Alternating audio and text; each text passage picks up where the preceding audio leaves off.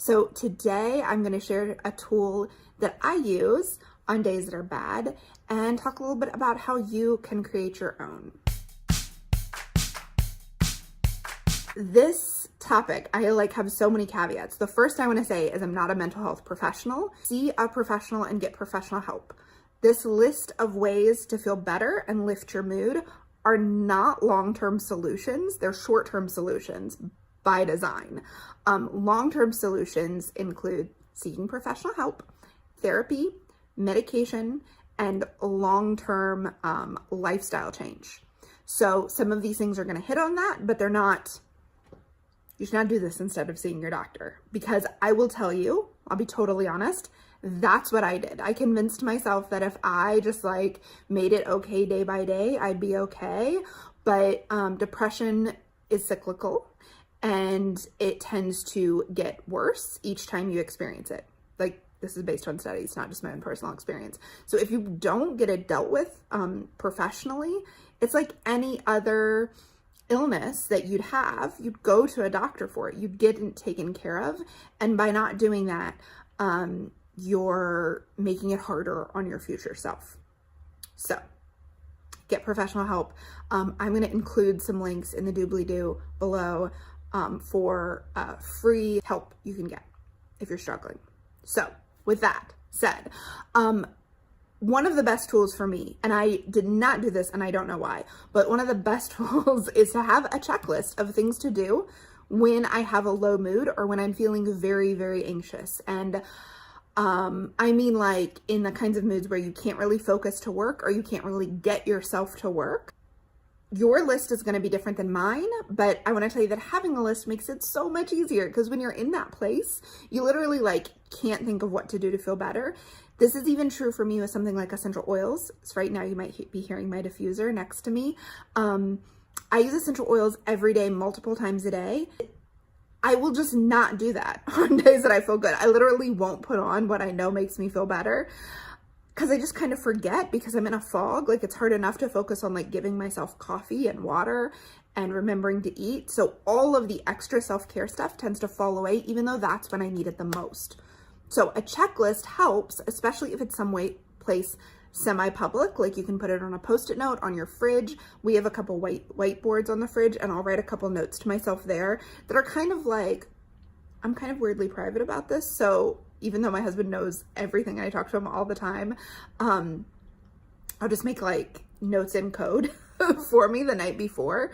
And because for me, it tends to be worse in the morning and it gets better as the day goes on if I do stuff as the day goes on and I feel good about how I spent my day, which is another whole issue. So this is a list that for me helps most in the morning. I know other people, they wake up and they feel great and their mood gets lower throughout the day. So maybe you want this list in some place you're gonna see it later in the day, like in your planner or on your computer screen, on a Post-it note on your laptop, on the bathroom mirror, wherever you're gonna go regularly and see it. Now, the first thing is some basics that I checklist through. Oh, there's also this idea is not my own. There is an awesome checklist for what to do when your depression is bad and you think there's no point in anything. It was written by mental health professionals. It's really, really great. It includes things like, have you eaten in the last 3 hours or 4 hours? Have you used the bathroom? Have you brushed your teeth? Have you drank a glass of water? It's very basic, but it's also very helpful. So I'm going to share that. And then I suggest you make your own checklist for you to go through. Now, the bigger lifestyle checklist things at the top of my list, and this is based on a bunch of research I've read. The first one is wake up at the same time every day.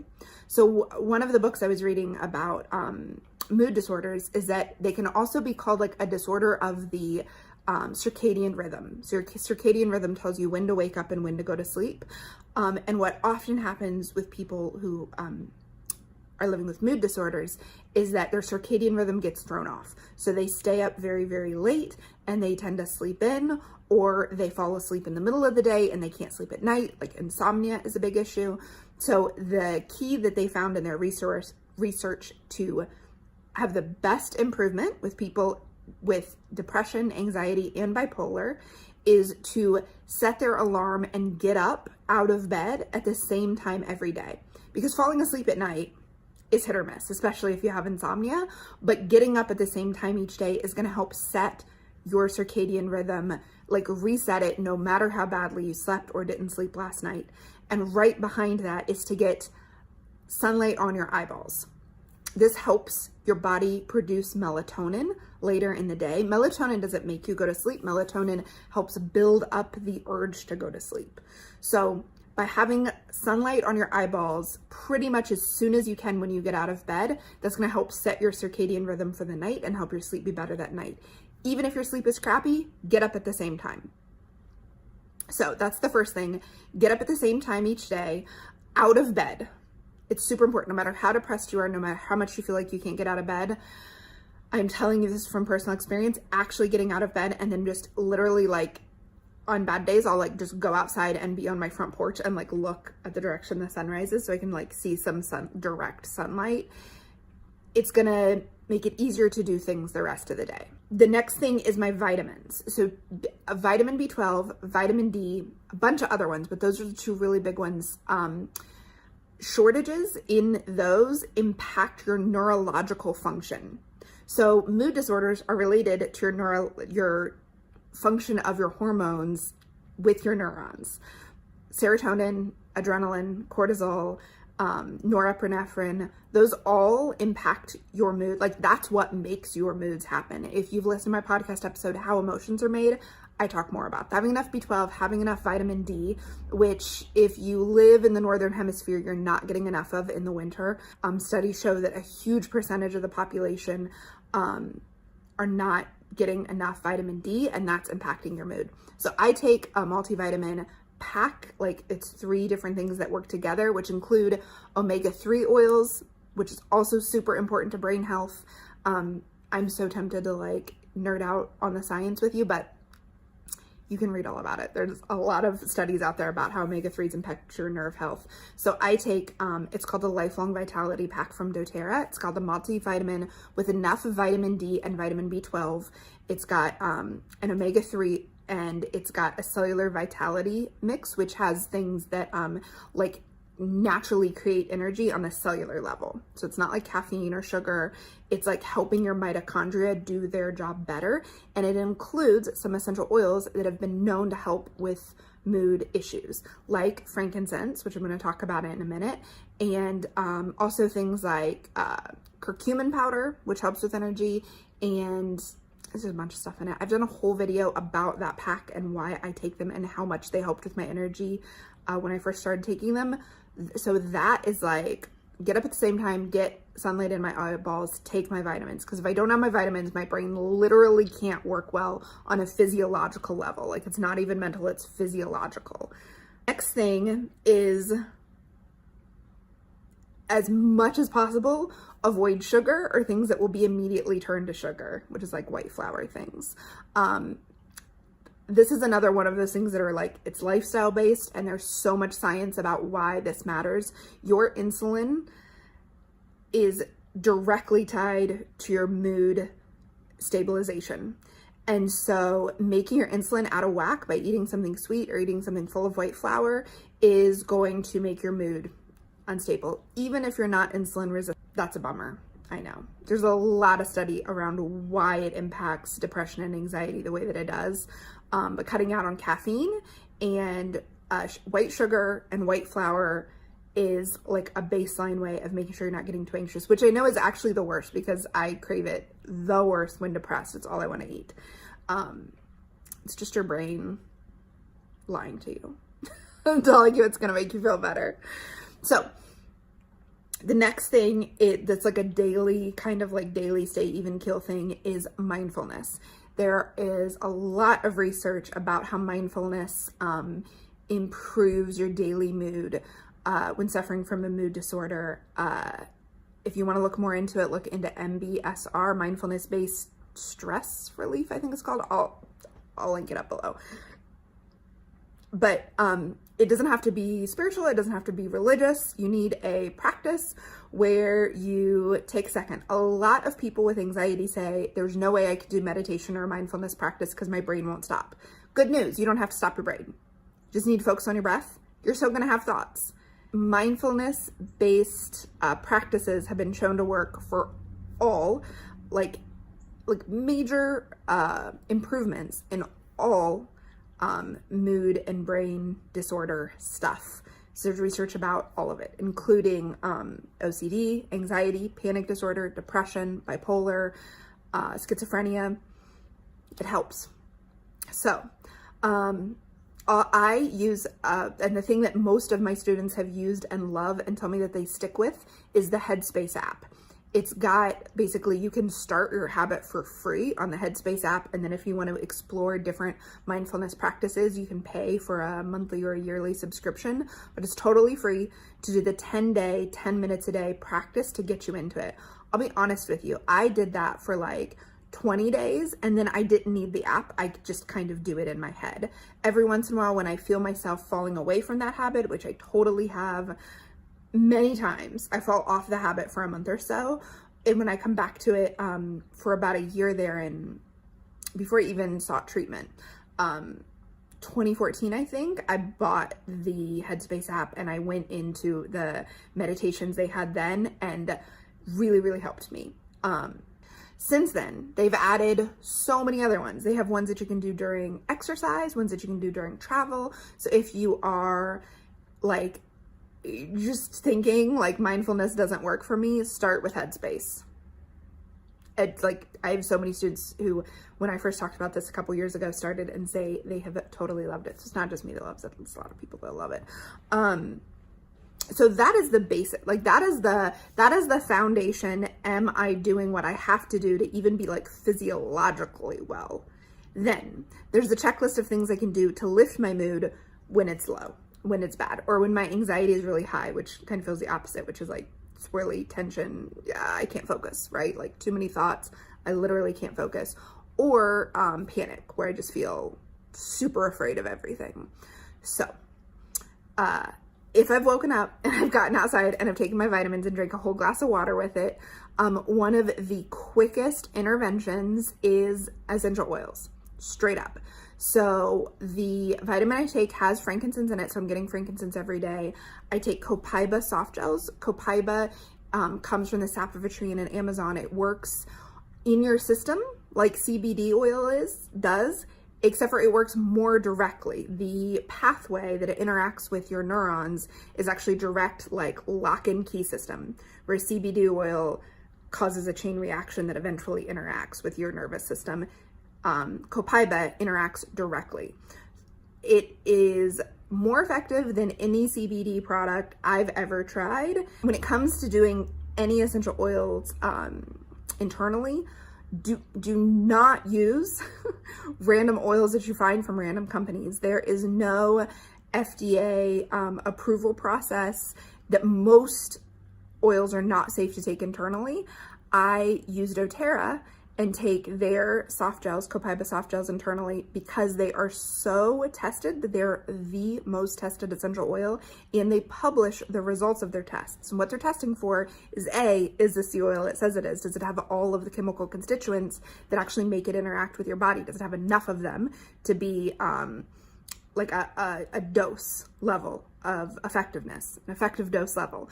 They also test for heavy metals and pesticides and several other things that can be added to other essential oils, and make sure that it is not added, it's totally pure. They publish the results of those tests. If you want to learn more about essential oils, I've done an Essential Oil 101 workshop. I'll link up the video below, but copaiba soft gels have been amazing. Then also using oils to go to sleep at night. So there is the Serenity blend, but if you just get your starter package, here's what I would use. Frankincense under your tongue, or if you don't like the flavor of it, put it in a soft gel.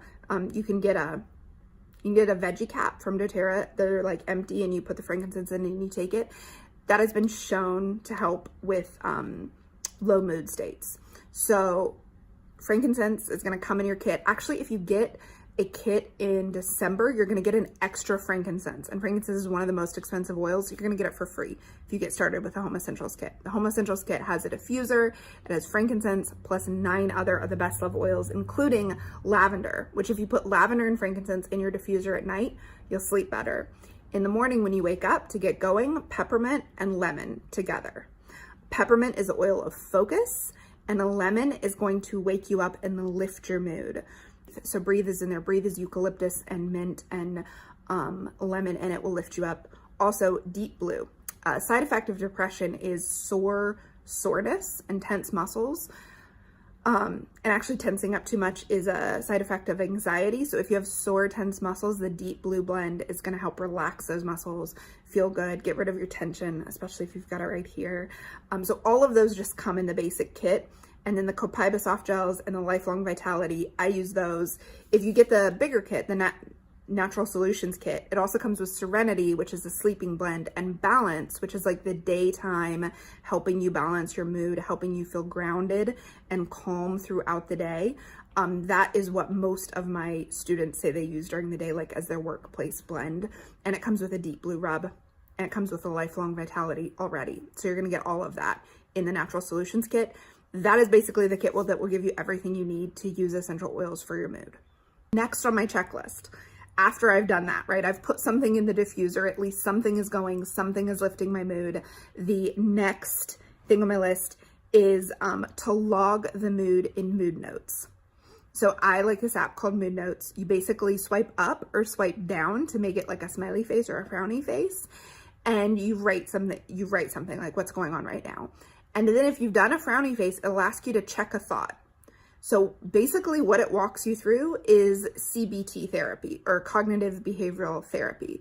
So you write your thought that's making you feel however you're feeling, identify the like thought trap, the cognitive kind of mistaken way you're thinking about things, and help you reframe that thought. So that is what cognitive behavioral therapy is. What I like about the Mood Notes app is you can do it on yourself right then. That's the whole idea of CBT, is once you learn it, you do it on yourself in the moment. Also, when I'm not feeling like I can work, like I can't focus, or I just like am too meh, I listen to a podcast. So I've got a couple podcast recommendations for you guys. Obviously, your list is going to be different, but okay, so this is a new podcast I just found, The Hilarious World of Depression. It's great. They've recently, or just at all, they've talked to Hank Green from The Fault in Our Stars and Vlogbrothers. They talked to Will Wheaton, of Star Trek TNG. You guys know who Will Wheaton is. Jenny Lawson of the blog S. Those are great episodes. And it's not making fun of depression. It's talking to people about their experiences. And I have to say, listening to people talk about their experiences reminds me that it's not me that's messed up. Like, it's not just me that feels this way, and that depression lies to us all in very similar ways. So there's like some solution. There's some hope of help because other people have found help. I find that super helpful. So the next podcast is Dear Hank and John. It's by Hank and John Green. If you call it dubious advice, like people write in asking questions and they answer it, and it's silly. It's always very, very silly. But also it's like the right perspective I need, which is like, it's going to be okay. Basically kind of always their perspective. And like, you're going to try your best. You're going to be a loving person and a compassionate person, and it's going to be okay. So I don't know. It helps. Dear Hank and John. Here's the big thing for me listening to podcasts. I can't listen to political podcasts in this current political climate and maintain a healthy mental health. And I listen to a lot of business podcasts. When I'm not feeling like I can even focus on my own work, listening to business podcasts only make me feel worse about myself. So like, because what'll happen is I'll be like, oh, that's a good idea, I should do that. But I never do anything and nothing ever works out. There's no point. That's not helpful. So like, this is why I'm sharing these specific podcasts, because I want you to have different options other than business podcasts when you're not feeling well. So also the great thing about a podcast is you can literally lay on the couch and stare at the ceiling and listen to a podcast. I have had periods of time where I can't even read. And so a podcast is like something I can do that literally requires nothing of me, but gets me out of my own head. Because laying on the couch staring at the ceiling with nothing means that like I'm going to just keep swirling. By the Book is a podcast in which two friends read self-help books and live by them for 2 weeks. I just like the women. I like the way they look at a lot of the books I've already read. It's not really a self-help podcast. It's more like you're fine the way you are. And if you want to improve in some ways, you can, but you don't need to always be improving. That's helpful to hear. Also, let me say this one first. Nerdette. So the Nerdette podcast is interviews with a lot of nerdy women around pop culture, really. So I like the conversation with Madeline Miller where they talk about her book Circe. I waited to listen to it till after I listened to Circe. They talk to the new Doctor from Doctor Who. They talk to authors. They just recently talked to the Instagram person. She has an Instagram account, Well Read Black Girl, and they talked to her about reading and books and representation in books. They talked to like all my favorite authors. They did a whole series on how to feel better, where they talked to famous people about what they do to feel better. That was great. And another podcast is Jen Gotch's Okay Sometimes. She's the founder of Bando. She's like a creative graphic designy artist kind of person and an entrepreneur. And her early episodes, especially when she talks about her own diagnoses, finding a therapist, her kind of journey, super helpful. She also has episodes that are full of things like this, things that you can do when you're not feeling great, things to turn your day around. Those are the podcasts I listen to. Also, I will sometimes watch YouTube videos, like when I don't really want to watch TV. And I like Vlogbrothers, and then just like YouTube videos about things I don't know about are interesting to me. So there's SciShow, where you can learn science. There's Crash Course, where it's actually like courses on specific things. I particularly like history and psychology. And like learn a little bit. This is to read a novel. If I read a business book, my brain just like gets swirly about like all the things I'm not doing in my life. But reading a novel can just take me out of my own life into somebody else's life. Also biography or memoir, super good for taking me out of my life into other people's life. That is my list of things that feel good. Some of them are gonna work for you and some of them are not. Like if you don't have basset hounds, I don't know if walking your dogs are gonna help. If you have a cat, snuggling a cat. Top 10 things. So those are the things on my list. I heartily recommend that you make your own list. Like, how you do it is just pay attention to what works for you. Like if you're not feeling great, but yet you manage to do something and then you feel like slightly better after that. So like for me, it will often happen that like I won't feel great when I wake up. I'll take my vitamins, I'll drink my water, I'll like sit outside. Maybe I can't even focus to read. So I listen to a podcast, and then after the podcast, I actually feel like, okay, now I want to focus on work for a minute. Like I want to answer some emails, or I want to write that Instagram post. And then I do a little bit of work, and then I'm like, okay, now I'll do like a bigger project at work, like writing something or creating something. And then like by the end of the day, I've actually like been able to accomplish a couple small things. Now that doesn't happen all the time. But so I know that like listening to a podcast it doesn't lead me to just spend more time on the couch. It actually feel well enough to do something. Whereas like whenever something works for you, write it down. Like if a podcast afterwards, you're like, oh, I want to go do stuff, write it down. Make the checklist, put it on a whitey board in your kitchen, put it on a Post-it note in your bathroom or your bedroom, or make a t-shirt that says your checklist. Just have something so that when you literally don't have the energy to figure out what to do, you can just look at it and do something off the list. You guys know that my whole method of like doing stuff in your business is thinking once, like maybe once a month, once a quarter, about all the stuff you need to do. And then each day just wake up and do the stuff off your list. The whole map making process is built on the fact that I have lots of days, and over the course of having a business, lots of days where I can't figure out what to do. I don't have the mental space to figure out what to do. If I have it written down what I should do, I can just do it. That takes a lot less mental energy than coming up with what to do new every day. So I hope this helps. I hope you make your own list. I want to hear what is on your list. Leave it in the comments below. Check out all the links to everything I mentioned. I'm going to try to link it up. If I mentioned something and I don't link it up, tell me. I'll add the link. Thank you for listening. Thank you for sharing. If you want to hear more stuff like this, give it a thumbs up. and share your own resource in the comments. That would really help.